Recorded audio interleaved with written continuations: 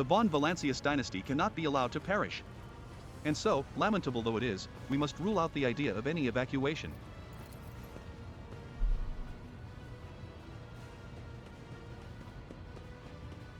Heinrich's eyes, like two deep, dark pools, are resolutely fixed on you. The world is doomed, and its inhabitants along with it. The disappearance of the star was the final nudge toward death, the finale of the cult of the Final Dawn's plans. I once witnessed a similar event, a world that had surrendered to the servants of the archenemy and permitted corruption to enter too deep. At this moment, millions of people are bowing down before those who promised them salvation, and they are willingly giving over their souls to chaos. A sacrifice great enough to bring forth a demon world. Our only hope of stopping this process is to retreat to a safe distance from the planet and conduct targeted bombing of the Electropriest's monastery. If we blow up the reactor, a thermonuclear reaction will follow, the world's oxygen will evaporate, killing off the entire biosphere. In doing this we will save millions of souls from a fate far worse than death, and we will save Rykad Minoris from becoming an outpost of the archenemy. Only death can rescue these people. The Undying One has reached out his hand to this world. It is time for him to reap his harvest. We must not reject his design lest millions of names never reach him and instead perish in the depths of the Empyrean. Death is a mercy, Dominrealm. Whatever fate you choose for this world, I urge you to make haste, Lord Captain.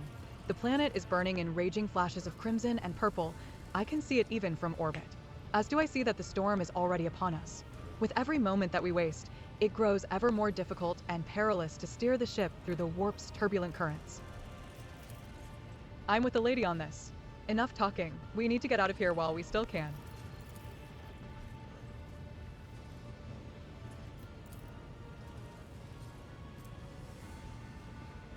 Something lurking in the depths of your consciousness bristles at the passing thought of saving people. The spike of horror you feel takes your breath away. It is as if you are planning to steal the prey of a mighty predator. The planet is already wrapped in a thread stretching out from the wall.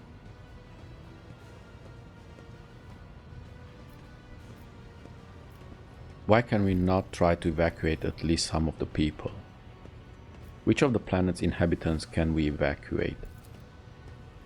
The nobles you rescued at the starport have given the coordinates of shelters where we can find surviving aristocrats and their families. As for Sergeant Malger's troops, they will help to control the crowds of frightened commoners and prevent the shuttles from being overloaded. Thanks to you, we have salvaged many shuttles from the starport that we can now use. Why can we not try to evacuate at least some of the people? For the simple reason that the transformation process will soon become irreversible and our sole weapon against it useless. The energy released by the bombardment could stoke the warp energies. I have never witnessed the aftermath of bombing a demon world before, but there is enough evidence of such attempts for me to say with confidence that you do not want to see it. While nobles deserve to be saved above all others, no. Have the pilots extract all of the commoners who have not yet converted to the cult of the Final Dawn. Any delay caused by loading and transporting to the ship will cost us precious time.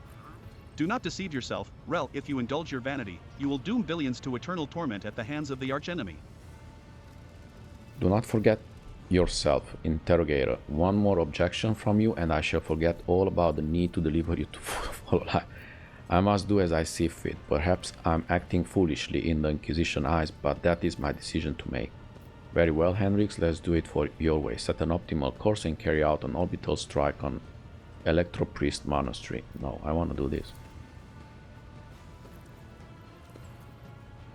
In that case, I consider it necessary to point out that the mark of the archenemy could infiltrate the ship along with any rescued people.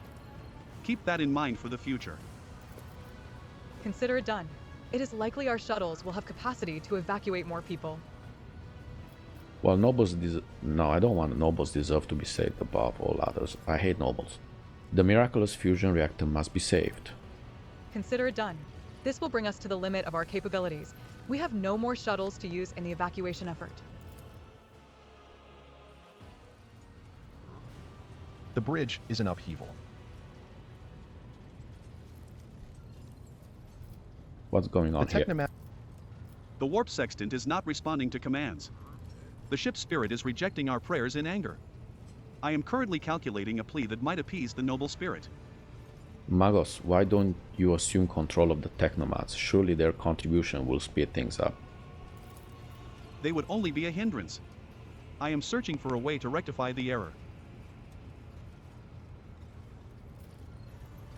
Pascal, this is now your ship and your temple, so start acting like it, you blasted cock. Magus, if you do not bring the situation under control, we will all perish. Act swiftly.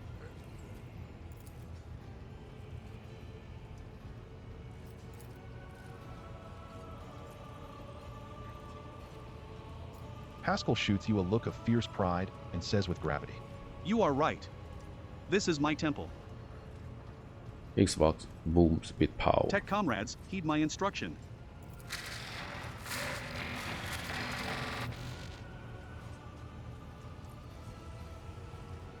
The mayhem immediately subsides, and the crew's actions fall into some indiscernible logic. Admirably done, Pascal. The Omnissiah guides me. The prayers of the tech priests surrounding the cogitator almost drown out the sounds of the bustling bridge behind you. Pascal, poring intently over the data slate in his hands, extends a mechadendrite toward you. Please take your place at the cogitator, Lord Captain. First, explain what we are doing. I studied the data and discovered a machine node that was damaged as a result of the heretic sabotage.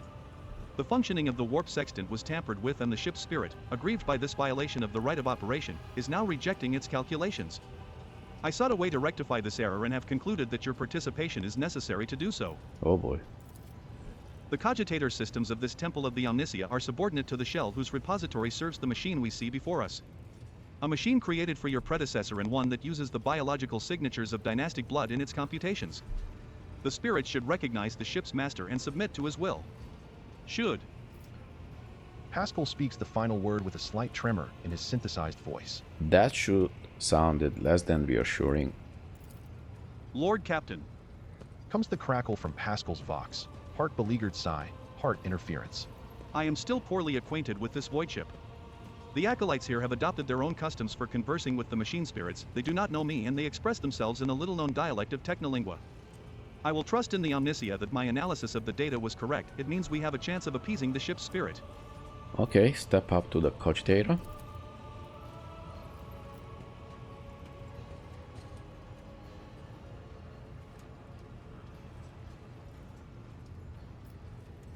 The huge machine in front of you is lit with dozens of vid screens and hundreds of lumens. The blinking lights and endless rush of symbols and digits on the green background make your eyes water, and a vague sense of alarm simmers in the depth of your mind, the typical reaction of a layperson when confronted with the magnitude of the Omnissiah's creation. Among the numerous controls you see the mouth of a cyber gargoyle, the same as the gate up to the warrant chamber.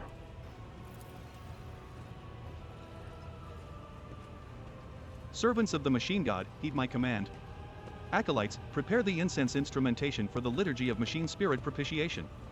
Senior technomats, recite the prayer to generate a current data report.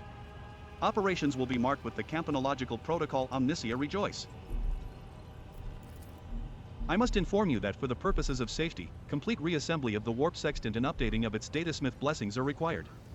If this is not done, then at launch the volume of aggregate calculation errors could result in the destruction of the data crypts.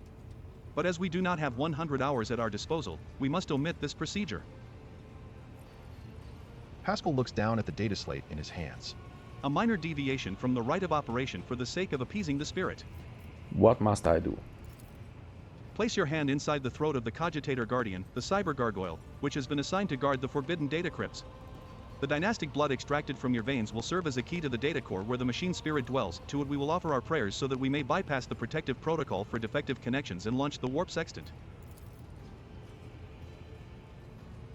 Pascal's voice grows quieter. The laws of the Omnissiah know no exceptions, and so in this ritual I will remain at your side to placate the wrathful machine spirit in whose abode you will be intruding. Follow my liturgies, Lord Captain, and may we receive his blessing. Deviating from the right of operation? That sounds dubious, especially coming from you. Or listen, can't you do all of this without me? I'm not servant of Omnissiah after all. This statement is true. In another temple of the Omnissiah, only his servant would be able to propitiate the machine spirit. However, the architects of this vessel's infrastructure made unsanctioned changes to the standard structure of the cogitator network. Displeasure creeps into Pascal's voice. To equip the bridge with a machine that would permit its use by laypeople with a specific biological signature, members of House von Valencius. Deviating from the right of operation? That sounds dubious, especially coming from you. Dogma bids that the appropriate rituals of cleansing and reassembly be carried out on the warp sextant. It is a long and labor-intensive process. Our best chance is to bypass the sacred prohibition on directly interfacing with the conduits of the motive force. A faster and less orthodox route. Logic succeeded. The lives of the entire crew now depend on my convincing the ship's spirit to start up a broken component. Is that right? Your interpretation is verging on tech heresy. However, given your rank, Lord Captain, I will nevertheless respond. For a layperson, you have described our position with relative accuracy. I place my hopes in his revelations and humbly ask for his guidance. Okay, place your hand in the cyber goyle's mouth. What can go wrong?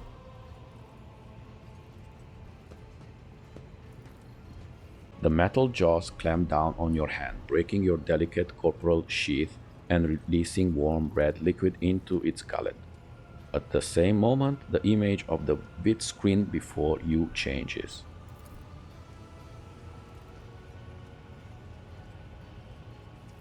Connecting.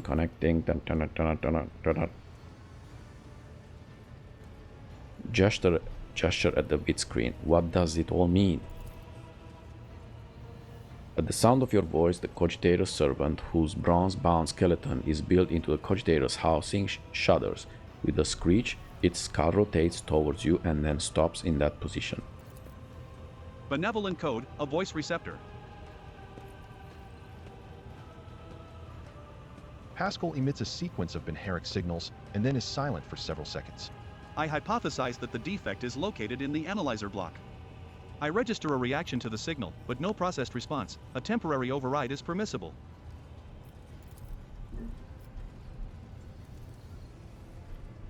The shell was created on a forge world unknown to me.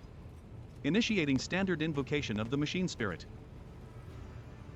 Pascal leans over the adjacent instrument panel and sets his hands on the controls. At the same time, a quiet stream of machine code begins pouring forth from his vox.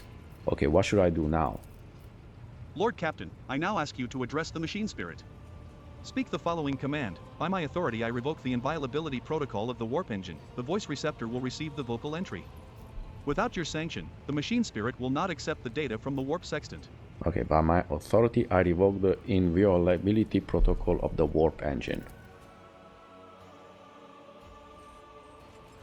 Servants of the Omnissiah, make now the offering of cleansed data crypts to the machine spirit so that it may be filled with their true and calibrated data. May the Omnissiah have mercy on our souls. In the mixed solemnity, the acolytes offer up the cleansed data crypts to the warp engine, one after another, repeating prayers of exaltation. After anointing the contacts with sacred unguents, Pascal inserts them in the cogitator slots. Your head begins to spin from the holy censers, foul-smelling clouds of smoke, and from the loss of the blood that the cyber gargoyle continues to drink from you, and the world swims before your eyes. Let this mechanism awaken in renewed purity. Pascal enters a sequence of commands and raises his head, watching the vid screens. Suddenly, he stops dead. No. What is happening? Okay. After a few seconds, one of the data crypts mounted on the cogitator begins to emit sparks. A moment later, another data crypt does the same. The next bursts into flame and gives off foul-smelling smoke.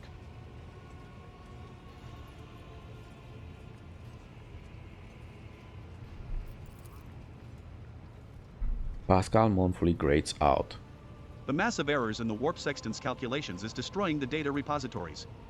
The offering did not appease the ship's spirit. The warp engine cannot be filled with the motive force. We are trapped. A moment later, the Magos continues uncertainly. Perhaps an alternative Ryzen protocol or an emergency launch of the auxiliary coils. While the other vid screens are filled with more and more strings of symbols, the monitors in front of you blinks and its static image changes. Pascal is too engrossed in his ritual to notice. Read input. Query? What query? The cogitator's servant creaks quietly in its joints. a sound that is drowned out by the Benheric hymns and the tapping of command runes.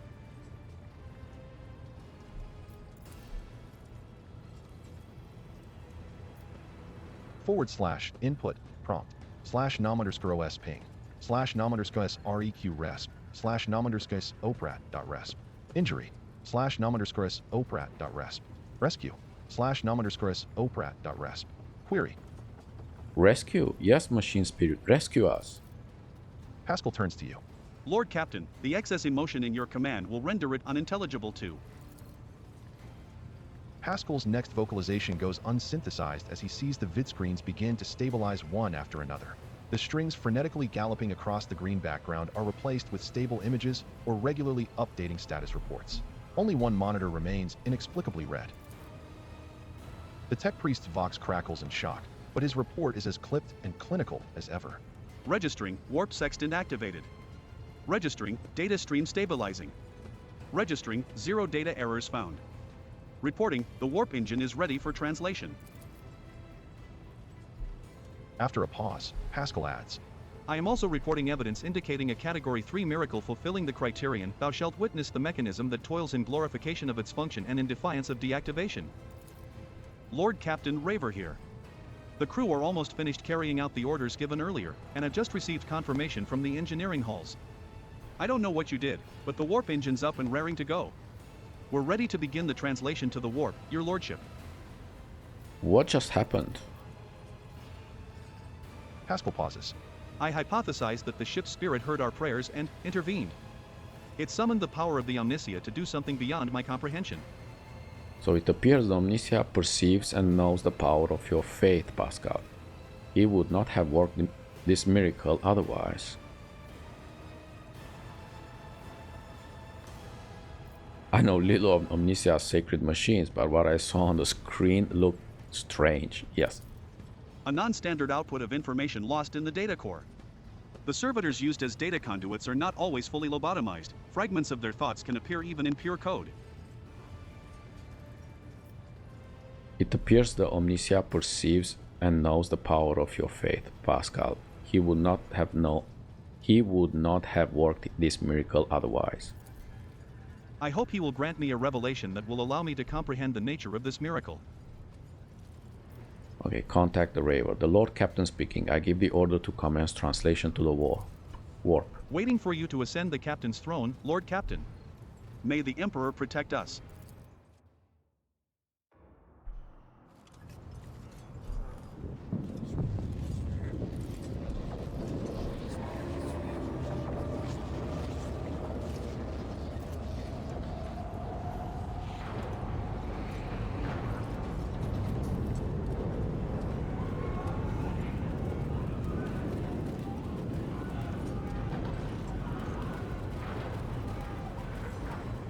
Attention. Preparation procedures for warp translation have been initiated.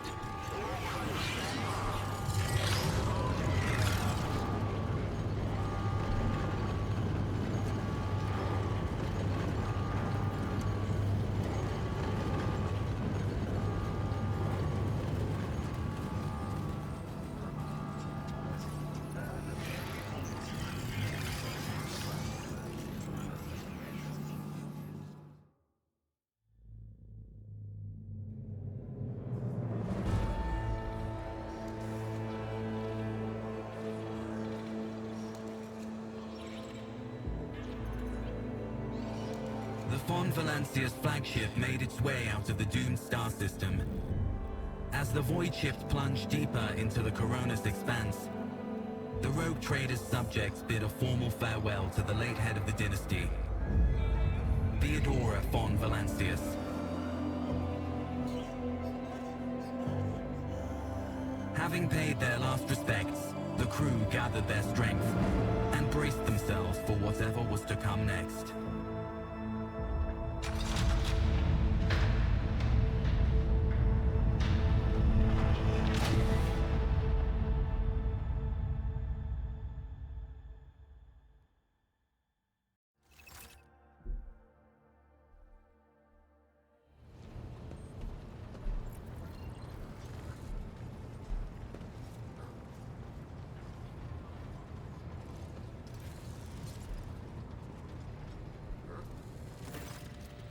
Lord Captain, allow me to report.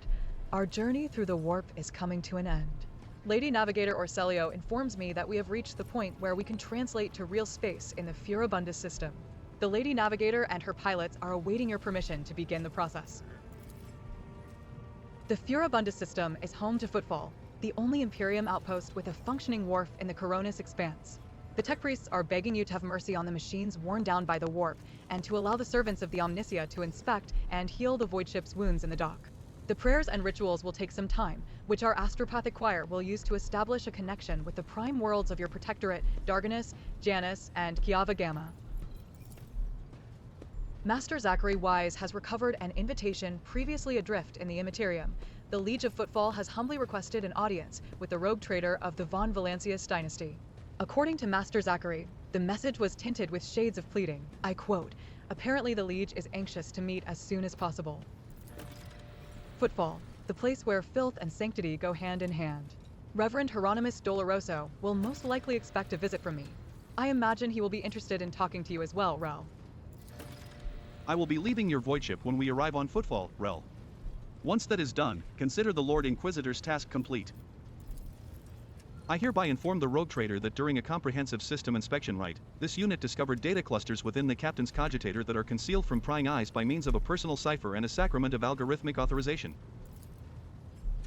Unit Rel von Valencius has been added to the access list and assigned the identifier keeper 2. The unit can access the data from the captain's cogitator provided that he possesses the decryption key. Thank you once again for rescuing my squad, rogue trader. We will disembark on Footfall. The trail of evidence leads to the docks, and it wouldn't hurt to pay the Liege a visit. I am sure he will graciously extend his cooperation to the Arbites. Are you leaving us, Hendrix? The arrangement between the Lord Inquisitor and your predecessor was that I be transported to Footfall and no farther. I dare not take advantage of your generosity and patience any more than I already have, Rel. Well, I hope we meet again. True servants of Emperor are always welcome aboard my ship. An interrogator of the Inquisition seldom gets to hear such words. Thank you for your hospitality, Rel. I will not forget it. Solomon, is there any assistance I can provide in your investigation? Right at this moment, unlikely. We have a considerable amount of dirty and routine work ahead of us, such as checking cogitator logs and questioning the station's residents, including its less palatable individuals. None of that is worth the rogue trader's time, I assure you. Still, should circumstances change, I will absolutely welcome the aid of such a dependable ally as yourself. Argenta, who is this Reverend Hieronymus who wants to talk to me? He is the head of the Drusian mission on Footfall and one of the most prominent clergymen in the sector. Paying him a visit is a good thing for any loyal servant of the Emperor to do. I assisted his mission before I joined Lady Theodora on her voyage. I need his blessing to accompany the new rogue trader of the von Valencius dynasty. If you wish to have me aboard your voidship, I request that we meet with Reverend Hieronymus. The shed blood has washed away the taint from our bodies. It is only right that we now wash our souls with the blessings of the servant of the Undying One. The Drusians, like the blood-spun web, are devoted to asceticism, rejecting wealth and luxury and surrendering themselves to his service. Though their thread is different from ours, the first spinner spoke of them with respect. Vigdix, tell me about the system we are arriving in. Furibundus is valuable due to its close proximity to the Maw, the gateway to the Imperium. The system is mostly known for Footfall, the main base for merchants, privateers, and rogue traders traversing the Koronus Expanse. Additionally, the star itself is orbited by an Adeptus Mechanicus station, which is off-limits to outsiders. Altar Templum Calixus EXT-17. I had the honor of tending to this shrine for a few thousand cycles. I suggest you abstain from visiting it as most tech comrades at the station are engaged in meditative calculations that should not be interrupted. What do I need to know about Footfall? It is the largest port and the trading capital of the Koronus Expanse. It has a dockyard that will allow us to inspect and repair the voidship, and it boasts its own astropathic choir, the Koronus Expanse Communications Nexus. Not to mention pirate hideouts, smuggler caches, and forts belonging to a dozen gangs, groups, and factions. In the Koronus Expanse, the Imperium relies on this as its outpost. The fringes of humanity's domain rarely resemble its central worlds, but so long as Footfall serves the God Emperor insofar as it can, it will be considered a citadel of the Imperium. Although, I have heard that the tides it sends are underwhelming, to say the least. Due to Footfall's remoteness, it has developed its own rules and customs. Many of the goods that can be procured there would be considered heresy in the heart of the Imperium, enough to warrant summary execution. Moreover, Footfall is the domain of the rogue traders, who transcend certain Imperial laws by virtue of the warrant they bear. Footfall is just a brief stop. What's next? As soon as we solve the issues plaguing the ship and establish contact with the key worlds of your protectorate, the time will come for your Magni Accessio, the official ceremony of donning the mantle of the rogue trader. It is mostly a formality at this point. You already possess all the privileges granted by the warrant. And yet it is a major milestone in your personal history, the moment your name graces the list of heads of the von Valencius dynasty. We are all looking forward to that day, Lord Captain. Abelard, do you know anything about the Liege of Footfall? Vladimir Tokara is a very peculiar young man. Consider your upcoming conversation a baptism of fire in Footfall's political arena. Such things are not spoken out loud, but Liege Tokara is the appointee of the Kazbalika Mission, the largest robber baron crime syndicate in the Calixus sector. They specialize in the coal trade, the buying and selling of all kinds of Xenos rubbish. Footfall was previously run by a liege who did business with several criminal factions at once, but he suffered an accident. The reins of power were picked up by Vladimir Tokara, whose appointment benefits not only the Kazbalika but also their most powerful ally in the Koronus Expanse rogue trader Kaligos Winterscale. Vladimir is a slippery yet very cautious fellow. He does not usually beat around the bush and does not play mind games. Perhaps more importantly, he is no fool. Fools do not rise this high in the Kazbalikan hierarchy. Keep all this in mind. You are a rogue trader, you stand above him in status and wield considerable power. Having said that, history has seen cases where the Kazbalikan barons crossed swords with rogue traders and emerged victorious. Do not forget that, and remain vigilant. The Kazbalika. Vile tech thieves. Why does the Liege want to see me so badly? Not you personally, he wishes to meet with the rogue trader of the von Valencius dynasty. Tokara does not know about Lady Theodora's death and is simply seeking an audience with the powers that be. My gut is telling me that something must be very wrong on Footfall if our astropath managed to read such strong emotion in such an anodyne message. We have no information, Lord Captain. The broadcast from the Footfall Astropathic Choir was the only missive Master Zachary has received lately. Well, tell the Lady Navigator I give her leave to make the translation from the warp into real space.